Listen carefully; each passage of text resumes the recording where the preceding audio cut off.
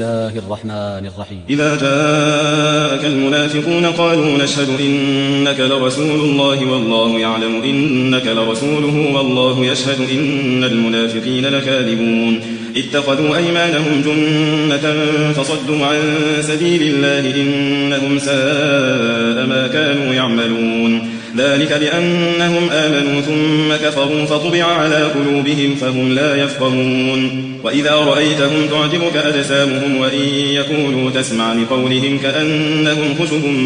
مسندة يحسبون كل صيحة عليهم هم العدو فاحذرهم قاتلهم الله أنى يؤفكون وإذا قيل لهم تعالوا يستغفر لكم رسول الله لووا رؤوسهم ورأيتهم يصدون وهم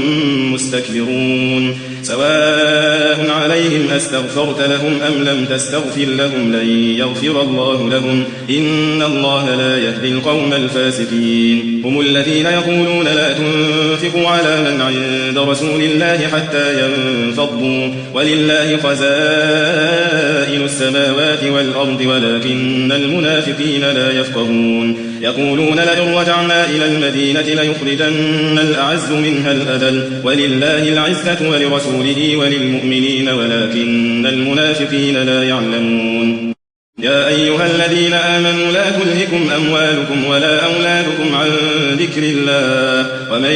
يفعل ذلك فأولئك هم الخاسرون وأنفقوا مما رزقناكم من قبل أن يأتي أحدكم الموت فيقول رب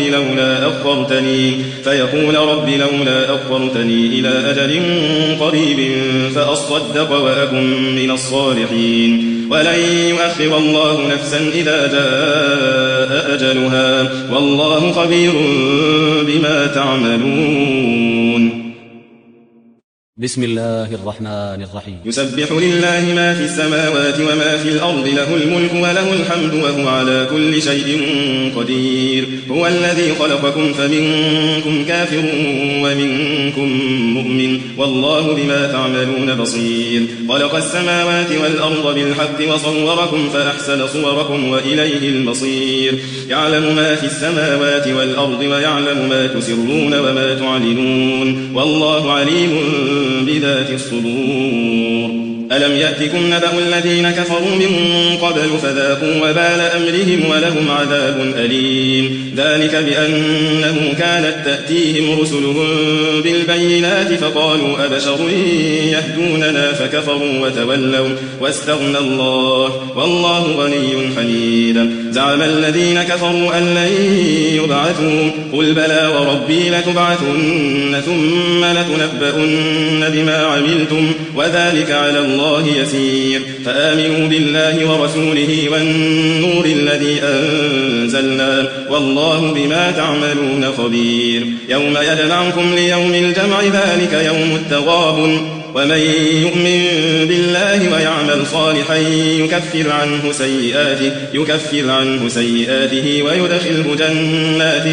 تجري من تحتها الأنهار خالدين فيها أبدا ذلك الفوز العظيم والذين كفروا وكذبوا بآياتنا أولئك أصحاب النار خالدين فيها وبئس المصير